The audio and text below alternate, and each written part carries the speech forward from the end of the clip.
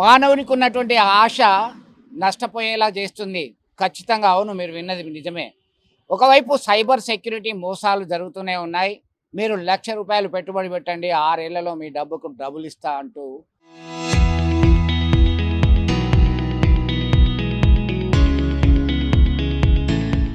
ఊకదంపుడు ప్రకటనలు చేస్తున్నారు. నట్టేట ముంచుతున్నారు. అమాయకుల ఉసురు తీసుకుంటున్నారు. తాజాగా కరీంనగర్ జిల్లా కేంద్రంగా వందలాది కోట్ల రూపాయల వసూలు చేసినటువంటి ఓ సంస్థ, అదే యూనిక్ మర్కెంటలిజం అనే సంస్థ మరి ఏమీ రెస్పాన్స్ ఇవ్వట్లేదు. వినియోగదారుల దగ్గర నుంచి డబ్బులు వసూలు చేసింది. అయితే ఇక మా టర్మ్ అయిపోయింది, మెచ్యూరిటీ డబ్బులు ఇవ్వమంటే ఇదిగో అదిగో అంటూ తిప్పుతున్నటువంటి పరిస్థితి. పోలీసులను ఆశ్రయించడానికి సిద్ధంగా ఉన్నారు. కొంతమంది బాధితులు మనతో ఉన్నారు. చెప్పండి, మీరు పెట్టిన డబ్బులెన్ని, మీకు ఎంత ఇస్తా అన్నారు, ఎవరు ఇస్తా అన్నారు? నా పేరు శ్రీధర్. ఇందులో నేను యూనిక్లో 6 సంవత్సరాలకు డబుల్ అన్నాక, సరే ఇది దాదాపుగా 30 సంవత్సరాల నుండి నడుస్తుంది ఈ సంస్థ. సో అని చెప్పని ఒక పేద మధ్యతరగతి వాళ్ళకు నన్ను నమ్మి వాళ్ళు అందులో పెట్టారు. దగ్గర దగ్గర 25 లక్షల దాకా నేను పెట్టించాను ఇందులో.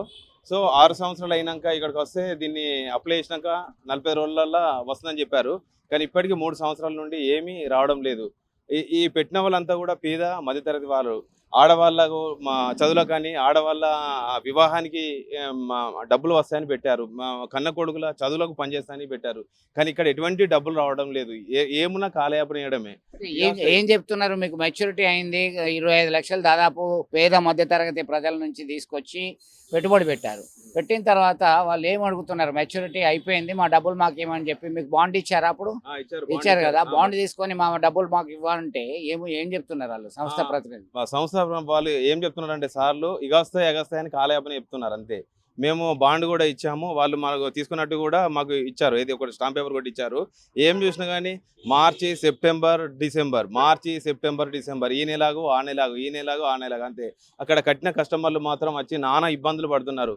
నిజంగా యూనిక్లో వేసినటువంటి ఏజెంట్లు చావుతూ బతుకుతూ ఉన్నారు అంతే. వాస్తవంగా చాలా విలేజ్లలో చూస్తే అసలు ఇళ్లలో కూడా ఎవరు ఉండట్లేదు. ఆ భయానికి ఇష్టం వచ్చినట్టు వల్గర్గా మాట్లాడడం. ఎందుకంటే కట్టిన వాళ్ళు మాకు ఆ సంస్థ గురించి తెలియదు, మీరు మా కట్టనన్నారు. అప్పుడు కూడా ఇందులో పనిచేసినటువంటి కొంతమంది సీనియర్ ఏజెంట్లు కూడా విలేజ్లకు వచ్చి మేమున్నాం, మేం గ్యారెంటీ అని చెప్పని కూడా కస్టమర్ల దగ్గర ఈ యొక్క పాలసీ చేయించారు. ఇప్పుడు మాత్రం ఎవ్వరు కూడా కనిపించడం లేదు. చాలా ప్రాబ్లం అవుతుంది. అసలు ఒక్కొక్కరు అసలు ఉన్నారా అంటే ఉన్నారు అంతే.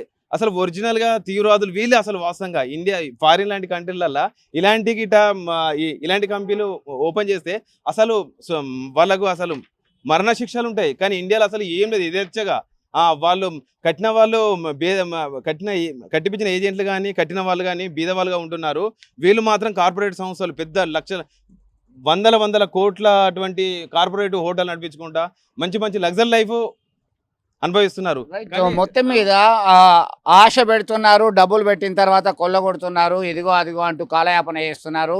కూతురు పెళ్ళి అంటే, కుమారుని ఉన్నత చదువుల కోసం అంటే అక్కడికి వస్తాయని పెట్టుబడి పెట్టినటువంటి సామాన్య మధ్యతరగతి ప్రజలు తమ డబ్బులు తిరిగి రాబట్టడంలో విఫలమవుతున్నటువంటి పరిస్థితి కనబడుతుంది. చాలా ఆందోళనకరమైనటువంటి విషయం. మరొక బాధితుడున్నాడు. మీరేంటి, మీ పేరేంటి, ఎక్కడి నుంచి వచ్చిండ్రు, ఎంతమందితో ఇన్వెస్ట్ చేయించారు, మీరెంత పెట్టారు? నా పేరు మహేందర్. నేను కరీంనగర్ బ్రాంచ్లో నేను ఒక 20 మంది చేయించాను. నేను ఒక 20 లక్షలు పెట్టుబడి పెట్టించాను. కానీ కరీంనగర్ బ్రాంచ్లో అప్లై చేసినా కానీ ఇంతవరకు 2 ఇయర్స్ అవుతుంది, ఏ మ్యాచ్యూర్డ్ అమౌంట్ రావట్లేదు. కానీ ఆ పాలసీ హోల్డర్లు ఏంటంటే మా ఇంటికి వచ్చి గొడవ చేసి, నేను నీ కట్టాను, నువ్వే మాకు ఇవ్వాలి డబ్బులు, 6 ఇయర్స్ డబ్బులు అన్నారు కాబట్టి మీరే ఇంటికి వచ్చి మీరే వసూలు చేసుకున్నారు కాబట్టి మీరే అమౌంట్ ఇవ్వాలి, నా కంపెనీతో సంబంధం లేదని వాళ్ళ ఇంటికి వచ్చి గొడవ చేస్తారు. ఒక 2 పేషెంట్లు అయితే ఒకళ్ళు చెట్టు కింద నుంచి పడ్డారు, ఒక హార్ట్ పేషెంట్ ఉన్నారు. నేను ఎన్నిసార్లు ఆఫీస్కు మొరవ పెట్టుకున్నా కూడా ఏం రెస్పాన్స్ ఇవ్వట్లేదు. చెప్తున్నారు ఆఫీస్కి పోయి అడిగితే వాళ్ళు ఏంటంటే ఇక వస్తాయి అగస్తాయి నెక్స్ట్ మంత్ వస్తాయి, ల్యాండ్ ఇస్తామంటారు, డబ్బులు వస్తాయి అంటారు, సీఎండి గారు చెప్పాను, మేము మీకు చెప్తున్నాం కానీ మాకేం రెస్పాన్స్ లేదు. ఓన్లీ మేము తీసుకోవడం అందమే కానీ ఇచ్చేది బాధ్యత మాది కాదు, ఇది గుజరాత్ కంపెనీ కాబట్టి వాళ్ళు అక్కడి నుంచి వెళ్ళి రావాలి అమౌంట్ అని వాళ్ళు చెప్తున్నారు. మీరేం చెప్తారు దీనికి సంబంధించి? ఎందుకంటే 1 కాదు 2 కాదు, పుట్టగొడుగుల్లాగా కంపెనీలు వెలుస్తూనే ఉన్నాయి, అందిన కాడికి దోచుకుంటున్నటువంటి పరిస్థితి. సరే, ఇది మెచ్యూరిటీ అయినాక ఇవ్వాల్సినటువంటి బాధ్యత ఉంది, నామ్స్లో ఉంది, అయినా ఇవ్వట్లేదు. కేవలం స్టాంప్ పేపర్లు, బాండ్లు మాత్రమే ఇచ్చారు. మెచ్యూరిటీ అమౌంట్ ఇవ్వమంటే సతాయిస్తున్నటువంటి పరిస్థితి. మిమ్మల్ని ఎవరు ఆశ్రయించారు? మీరు ఎట్లా ముందుకు వెళ్తారు? ఏంటి అసలు? యూనిక్ అనే సంస్థ గుజరాత్ కంపెనీ. ఈ గుజరాత్ కంపెనీలు పియర్లెస్ కావచ్చు, అదేవిధంగా సహారా కావచ్చు, అదేవిధంగా ఇట్లాంటి కంపెనీలన్నీ కూడా మొదలుపెట్టేది ఫ్రమ్ గుజరాత్. ఈ గుజరాత్ నుంచెల్లే ఇప్పుడు మన ప్రైమ్ మినిస్టర్ గారు ఉన్నారు, గుజరాత్ నుంచెల్లే అందరూ ఉన్నారు, పెద్దవాళ్ళందరూ ఉన్నారు. కానీ గుజరాత్ కంపెనీ ఇప్పటి వరకు కూడా 8 కంపెనీలు, పెద్ద పెద్ద కంపెనీలు దాదాపుగా మొత్తం ఇండియాలో 52 కోట్ల మంది బాధితులుగా ఉన్నట్టుగా ఒక సంస్థ సర్వే ద్వారా తెలవడం జరిగింది. యూనిక్ సంస్థ అనేది కరీంనగర్లో స్థాపించడం, ఫస్ట్ హైదరాబాద్ జోనల్ ఆఫీస్ అనేది పెట్టినారు. దానికి సిఎండి వచ్చేసి రాజ్ కుమార్ రాయ్, అదేవిధంగా చంద్రశేఖర్ అనేవాడు జిఎం. దాని తర్వాత గాంధీ, కరియప్ప, సంగప్ప, అదేవిధంగా భూమగౌడు, అదేవిధంగా కరీంనగర్ నుంచి వై రమేష్, సాయిబాబా, కృష్ణ, ఈ బాలరాజు, నారాయణ రెడ్డి, వీళ్ళందరూ కూడా ఫస్ట్ కంపెనీలో స్టార్ట్ అయిన వాళ్ళు. ఈ కంపెనీలో స్టార్ట్ అయ్యి కొంతమంది ఏజెంట్లను పెట్టుకొని కొంతమంది డిపాజిట్లు తయారు చేసుకుంటూ ఈ విధంగా తయారు చేసిన కంపెనీ ఫస్ట్లో స్టార్టింగ్లో కొంత రూపాయి ఇస్తే ₹2 ఇవ్వడం ద్వారా ముందుకు పోయింది. ఆ తర్వాత కరోనా వచ్చే టైం కల్లా మంచిగా కొద్దిగా పేరు తెచ్చుకొని ఒక బ్రోచర్లు తీసేసి పెద్ద ఎత్తున బ్రోచర్లు, హోటల్ బిజినెస్ అని, ఇన్సూరెన్స్ బిజినెస్లని, ఇన్వెస్ట్మెంట్ రియల్ ఎస్టేట్ బిజినెస్ అని, ప్లాట్లు కొన్నాం, ల్యాండ్లు కొన్నామని చెప్పేసి ప్రజలని మభ్యపెట్టి కొన్ని వేల మంది ఏజెంట్లను తెలంగాణలో తయారు చేయడం జరిగింది. ముఖ్యంగా కరీంనగర్ జిల్లాలో దాదాపుగా 10,000 మంది ఏజెంట్లు ఓన్లీ కరీంనగర్ ఉమ్మడి జిల్లాలో ఉన్నారు. ఈ ఏజెంట్లు అందరూ కూడా వాళ్ళ ఒక్కొక్క కస్టమర్కి దాదాపుగా ఏజెంట్ కింద 100 నుంచి 500 మందికి కస్టమర్లు వాళ్ళ బాధితులుగా ఉన్నారు. ఇవాళ కంపెనీలు మొత్తం డబ్బులు 3 సంవత్సరాలు 4 సంవత్సరాల నుంచి మ్యాచ్యూరిటీ అయినా కూడా ఇప్పటివరకు కూడా డబ్బులు ఇచ్చే పరిస్థితి కనపడట్లేదు. కాబట్టి పూజిత అనే మేడం ఈ ఆర్గనైజేషన్ నడిపించుకుంటూ మా పార్టీని అప్రోచ్ కావడం జరిగింది. మీరు వాళ్ళతో మాట్లాడడం జరిగిందా? మీతో అప్రోచ్ అయిన తర్వాత ఎవరైతే కంపెనీ ఆర్గనైజర్స్ ఉన్నారో వాళ్ళతో మాట్లాడితే వాళ్ళ దగ్గర నుంచి వచ్చిన సమాధానం ఏంటి? మీ దగ్గర మొబైల్ నెంబర్స్ ఉన్నాయి, వాళ్ళ పేర్లు ఉన్నాయి, డాటా ఉంది. ఈ డాటా అంతా తీసుకున్నాము. ఒక 50 మందితోటి మీటింగ్ పెడతాం సార్, హైదరాబాద్ రమ్మంటే నేను కూడా హైదరాబాద్ వెళ్ళాను. హైదరాబాద్లో కూడా వాళ్ళది ముషిరాబాద్లో వాళ్ళ ఆఫీస్లోనే కూర్చున్నాము. అక్కడ 50 మంది కాదు, ఈ విషయం తెలిసేసి ఒక 300 మంది ఏజెంట్లు అక్కడికి రావడం జరిగింది. ఈ 300 ఏజెంట్లని తీసుకున్నప్పుడు అక్కడ కరీంనగర్ పరిస్థితి ఏందని చెప్పి కరీంనగర్ ఏజెంట్ చెప్పినప్పుడు 10,000 మంది ఏజెంట్లం ఉన్నాం సార్, మా పరిస్థితి అని చెప్పేసి వాళ్ళ గోడు వెలబోసుకున్నప్పుడు ఓవరాల్గా ఎంత ఇన్వెస్ట్మెంట్ చేసిండ్రు, ఎన్ని కోట్ల రూపాయల స్కామ్ అయిందని చెప్పుకోవచ్చు? తెలంగాణలో ఇప్పుడు వాళ్ళు ఇవ్వాల్సింది దాదాపుగా 806 కోట్లు అని చెప్పేసి ఏజెంట్లు అందరి లెక్కల ద్వారా తెలుస్తున్నది. వాళ్ళు ఒక్కొక్కరు కస్టమర్ల లిస్టులతో సహా అన్ని ఇప్పుడు కరీంనగర్ జిల్లా వాళ్ళు మాత్రమే వీళ్ళు కస్టమర్ లిస్టులతో సహా ఇవ్వడం జరిగింది. ఒక్కొక్కరు కొంతమంది అయితే పాపం రిటైర్మెంట్ అయిన ఫండ్, ఎందుకంటే 5 సంవత్సరాలలో డబుల్ అవుతుందని చెప్పేసి అంటే ఫిక్స్డ్ డిపాజిట్లో పెట్టిండ్రు. అవి కూడా వాళ్ళకి ఇవ్వకుండా చొప్పదండి నుంచి ఒక అమ్మాయి 85 లక్షల రూపాయలు వాళ్ళ మామ ఫండ్ కావచ్చు, అదేవిధంగా వాళ్ళ ఇళ్ళ మీద పైసలు వస్తే కూడా పెట్టుకొని 5 సంవత్సరాల తర్వాత పెళ్లికి పనికి వస్తాయని చెప్పేసి పెట్టుకున్న ఫండ్స్, అదేవిధంగా చనిపోతే ఇన్సూరెన్స్లో ఈ విధంగా పెట్టుకున్నారు.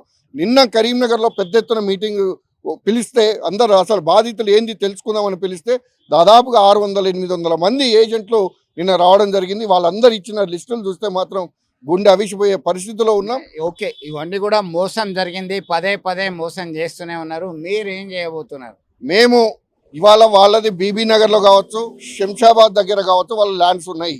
206 ఎకరాలు బీబీ నగర్లో వాళ్ళ ల్యాండ్ ఉంది. ఆ ల్యాండ్ ఎవరి పేరు మీద ఉంది ఏందనేది చూస్తే కంపెనీ పేరు మీద ఉంది. అందుకని చెప్పేసి ఈ చంద్రశేఖర్ అనే జిఎం ఎవడైతే దీనికి బాధితుడు మెయిన్గా ఫస్ట్ స్టార్టింగ్లో ఉండి ఆయనకే జీపీఏ ఉన్నట్టుగా మాకు తెలిసింది. కాబట్టి తనకి ఫోన్లు చేస్తూ పోతున్నాము. ఎవరు కూడా ఫోన్ రెస్పాన్స్ కావట్లేదు. గ్రూపులలో కూడా పెడితే కూడా రెస్పాండ్ కాని పరిస్థితిలో ఉన్నది. కాబట్టి మేము ఇక పెద్ద ఎత్తున కరీంనగర్ వాళ్ళం కావచ్చు, అదేవిధంగా తెలంగాణలో బాధితులందరినీ కూడా తీసుకొని హైదరాబాద్ వెళ్ళేసి పెద్ద ఎత్తున ధర్నా చేసేసి అవసరమైతే ఆ 206 ఎకరాలు ఎవరి చేతుల్లోనే ఉండని, ఎందుకంటే ఈ ప్రజల సొమ్ము, బాధితుల సొమ్ము కాబట్టి ఆ భూమిని ఆక్యుపై చేయాలి. గవర్నమెంట్కి కూడా మేము రిప్రజెంటేషన్స్ ఇచ్చేసి పెద్ద ఎత్తున ధర్నా చేసి అందరం కలిసేసి 1,00,000 మందికి పైన ఆ 206 ఎకరాలు ఫస్ట్ మేము ఆక్యుపై చేయాలనే ఉద్దేశంతో ఆల్ ఇండియా ఫార్వర్డ్ బ్లాక్ ఈ బాధితులకు అందరికీ కూడా సపోర్ట్గా ఉంటుంది. నేషనల్ లెవెల్లో కూడా దీన్ని తీసుకుపోవడానికి ఇదే విధంగా సహారా ఇండియా కావచ్చు, ఇట్లాంటి కంపెనీలు చాలా ఉన్నాయి. కాబట్టి వీటి మీద చర్యలు చేపట్టాలని చెప్పేసి పోలీస్ స్టేషన్లలో, కలెక్టర్లలో ధర్నాలు చేసుకుంటూ కలెక్టరేట్ల ముందు కూడా ధర్నా చేయడానికి సిద్ధపడుతున్నాం. కరీంనగర్, హైదరాబాద్లో మాత్రం భారీ ఎత్తున చేసేసి ఈ భూములను ఆక్యుపై చేసి ప్రజలకు పంచే విధంగా గవర్నమెంట్ చర్యలు చేపట్టాలని చెప్పేసి కూడా ఆల్ ఇండియా ఫార్వర్డ్ బ్లాక్ డిమాండ్ చేస్తుంది. మొత్తం మీద చూశారు కదా, ఒక్కరు కాదు ఇద్దరు కాదు, వందల మంది ఏజెంట్లు, వేల మంది దగ్గర డబ్బులు తీసుకున్నారు. మీ డబ్బును 6 సంవత్సరాల్లో డబ్బులు ఇస్తామని చెప్పారు. డబ్బులు ఇస్తామని చెప్పిన తర్వాత తీరా చూస్తే మెచ్యూరిటీ అయిన తర్వాత ఇవ్వలేని పరిస్థితి. ఒకటి కాదు, రెండు కాదు, అనేక సంస్థలు ఇట్లానే చేస్తున్నాయి, మోసం చేస్తున్నాయి. తమ డబ్బులు రాక లబోదిబోమంటూ వీరిని ఆల్ ఇండియా ఫార్వర్డ్ బ్లాక్ పార్టీ నేతల్ని ఆశ్రయించారు. త్వరలోనే ఖచ్చితంగా వసూలు చేయడానికి మేము రంగం సిద్ధం చేస్తాం, పక్కా ప్లాన్తో ముందుకెళ్తామని చెప్పేసి హెచ్చరికలు చేస్తున్నారు. సో వీడియో జర్నలిస్ట్ సుమంత్తో కలిసి చంద్రశేఖర్, RTV, కరీంనగర్.